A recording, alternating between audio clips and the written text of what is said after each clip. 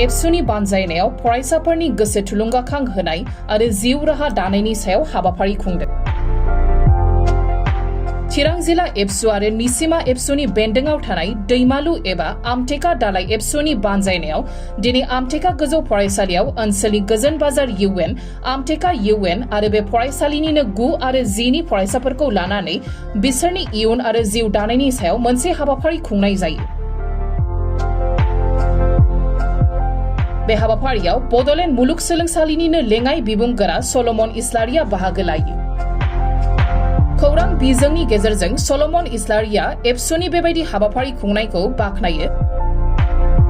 आरो बे हाबाफारिनि गेजेरजों ओनसोलनि गोबां रोंगौथि गोनां फरायसाफोरा सौहैनो हायैफोरखौबो सौहानो हागोन।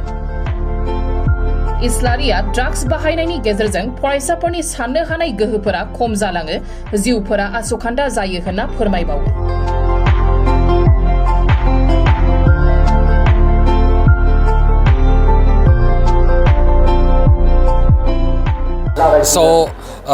आङो सानदों जाहैबाय जे जोंनि फरायसाफोरखौ जुदि जोङो मटिभेट खालामनो हायोबा बा एनकारेज जुदि खालामनो हायोबा अब्ला बिसोरो डेफिनेटलि जेन' हमना लादो जेखौ सौहाया होननानै सानो बिसोरो बेफोरखौबो जेन' हमना लादो बिसोरो सौहानो एबा मोनहानो हानायनि बिसोरनाव टेलेन्ट दङ। जेखौ जेन' हमना लादो आं पार्सनेलि जेन' हमना लादो आं मोनसे मोन्दांथि मोनो बा जेन' हमना लादो आंनि जे गोलाव सम सासे फोरोंगिरि हिसाबै थानाय जे आंनि मोनसे एक्सपिरियेन्स बे एक्सपिरियेन्सआ बेखौ बुङो। दा बेनि थाखायनो जोङो जुदि बिसोरखौ मोनसे राइट डाइरेक्सन बा बिसोरखौ जेन' मोनसे ट्रेकआव जुदि जोङो लांनो हायोब्ला अब्ला डेफिनेटलि जेन' हमना लादो जोंनि बे ओनसोलनिफ्रायबो जेन' हमना लादो जे बिसोरो सासे गोरों गोरा एबा जेन' सोलोंथायारि बिथिङाव जेन' गावखौ साखाफारा खालामनानै बिसोरो फैनो हागोन। आं बेखौ जेन' हमना लादो बे मटिभेसन प्रग्रामफोरखौ जुदि जोङो लायोब्ला जों डेफिनेटलि बेखौ जोङो मावनो हागोन होननानै आङो सानो आरो आङो आसा खालामदों जे खाथि इयुनाव जे जोंनि नैबे ओनसोलनिफ्रायनो हयथ' जोंनि फरायसाफ्रा सासे गिदिर मानसि जानो हानायनि मोनसे सिमां जे बिसोरो नुगोन। आंनि बेखौ मोनसे जेन' हमना लादो आसा लाखिनाय दङ। जेन' हमना लादो आङो बिथांखि एबा जेन' हमना लादो नुथाय मोनसे नुहुरदों जे जोंनि गथ'फ्रा जे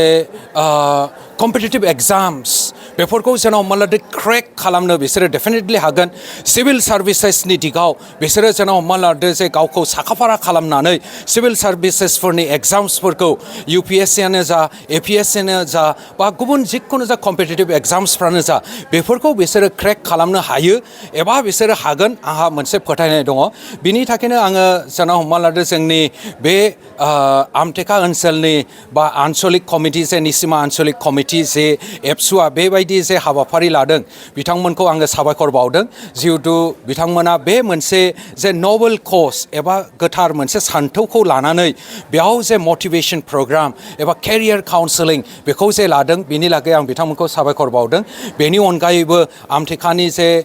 दखरा दुलाराय बर' फरायसा आफाद बिथांमोना बेखौ मावफुंदों बिनि लागै बिथांमोननिसिमबो आंनि साबायखर बावदों। एबा आंखौ लिंहरनानै बिथांमोना जे बिनि मोनसे पार्ट खालामबाय बिनि लागै आं बिथांमोनखौ साबायखर बावदों। आसा खालामदों एटलिस्ट जे बे 200सो फरायसानि गेजेराव हयथ' साम इन एन्ड एराउन्ड 10 जौखोन्दो बा 20 जौखोन्दो फरायसाफ्रा डेफिनेटलि माबा मोनसे सोलोंनानै थांगोन आं आसा लाखिदों। बे दिगाव जेन' हमना लादो आङो माखासे स्पेसिफिक केरियारफोरनि जेन' हमना लादो माखासे जेफोर जेन' हमना लादो साम अफ द ट्रेन्डिं केरियार्स जेफोरखौ हयथ' जोङो ओरैनो एसे फरायनायजोंबो जोङो मावनो हागोन नङाब्ला जेन' हमना लादो जोङो एसे गोख्रोङै फरायनायनि गेजेरजोंबो जोङो मावनो हागोन। मोननैनि दिगावबो नोजोर बोनानै माखासे स्पेसिफिक केरियारफोरखौ आङो जोंनि बेयाव थानाय गथ'फोरनि गेजेरजों आङो सावरायनो होननानै आङो जेन' हमना लादो बिदि प्रिपेयार एबा लानानै फैदों। बेनि अनगायैबो आंनि पार्सनेल मोनसे सान्थौ दङ जोंनि जेन' हमना लादो जे गथ'फोरखौ एटलिस्ट सिभिल सार्भिसेसाव एबा जेन' हमना लादो UPSCनि मोनसे सिमां नुहोनाय बा आसाम पाब्लिक सार्भिस कमिसनखौ जेन' हमना लादो क्रेक खालामनो हानायनि मोनसे सिमां नुहोनाय नैबे बिथांखिखौ लानानै आङो बेयाव फैदों। मानो होननानै बुङोब्ला जेब्लानो APSCनि रिजाल्ट ओंखारो एब्ला UPSCनि रिजाल्ट ओंखारो जोङो नुनो मोनो जेन' हमना लादो जोंनि बे BTR ओनसोलनिफ्राय एटलिस्ट जेन' हमना लादो जे पास जानाय पार्सेन्टेज एबा सुबुं अनजिमाया इनायनो खम जायो बिनि थाखायनो आं पार्सनेलि आं जेरावखि थाङा मानो एटलिस्ट गथ'फोरखौ एसे एनकारेज खालामो जे competitive exams, particularly in relation to civil services, जिखुनु जा खालामा मानो बे दिगखौबो एसे सिमां नुहोफानाया मोजां बायदि होननानै आं सानो आरो बे दिगावनो हयथ' आंनि केरियार काउन्सेलिंनि मोनसे खावमा खावसेया बेयाव सोनारगोन होननानै आङो सानदों आं बेखौनो बुंदों जे गथ'फोरखौ जे ड्राग्स जुदि जोङो लायोब्ला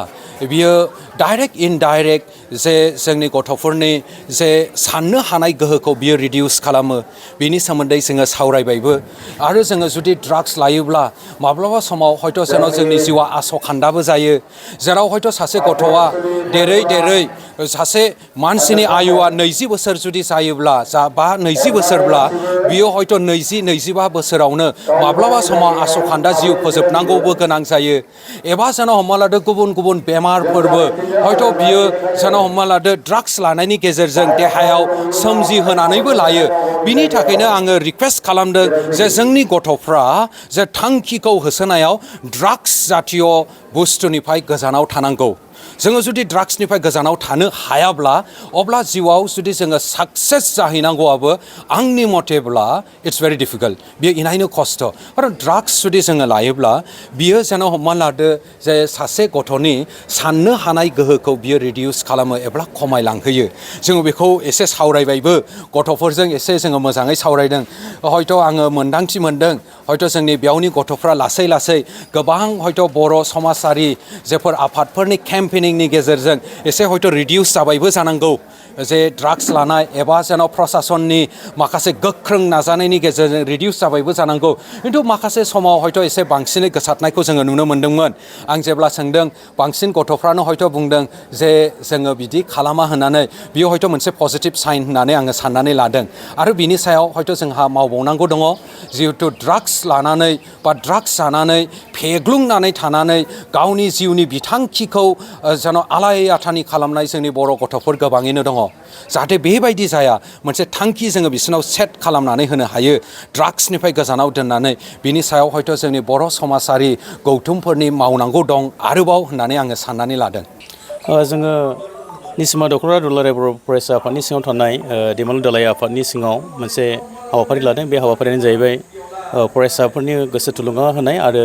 जिउ राहा लामा दानाय नैबेखौ लानानै जोङो बोसोरे बोसोरे जोङो बेखौ खुंबोबाय थादों आरो दिनैहाय जोङो जागायबाय जोंनि निसिमानि सिङावहाय आरो बेखौ लानानै जोङो जोंनि फरायसाफोरखौ मोनथाम दैमालु दालाय आफादनि सिङाव थानाय मोनथाम गोजौ फरायसालिनि क्लास 9 आरो 10 गथ'फोरखौ लानानैहाय जोङो बे हाबाफारिखौ लानाय जादों मानो होनोब्ला जोङो मिथिगौ बेबायदि हाबाफारिखौ लायोब्ला गोबां गथ'फ्रा मोनसे नङा मोनसे माबा मोनसे माने जिउआवहाय मिथिनो हायो बुजिनो हायो आरो बेजोंनो बिथांमोना गोसोआव लानानै माबा मोनसे जिउआवहाय भबिष्यतनावहाय जाफुंसार जानो हायो बेनिखायनो जों बे हाबाफारिखौ लादों आरो जों खावलायनो लुबैयो गासैबो जोंनि सिङाव आरो फैबाय थानाय समावहाय जोङो ओरैबायदि सानदों जोंनि जेसेबांनाखि बे निसिमानि सिङाव थानाय जेसेबांनाखि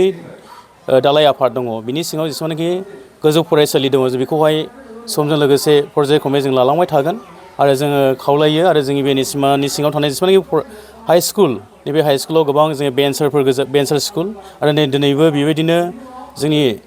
दैमालु दुलाराय बर' फरायसानि सिङाव थानाय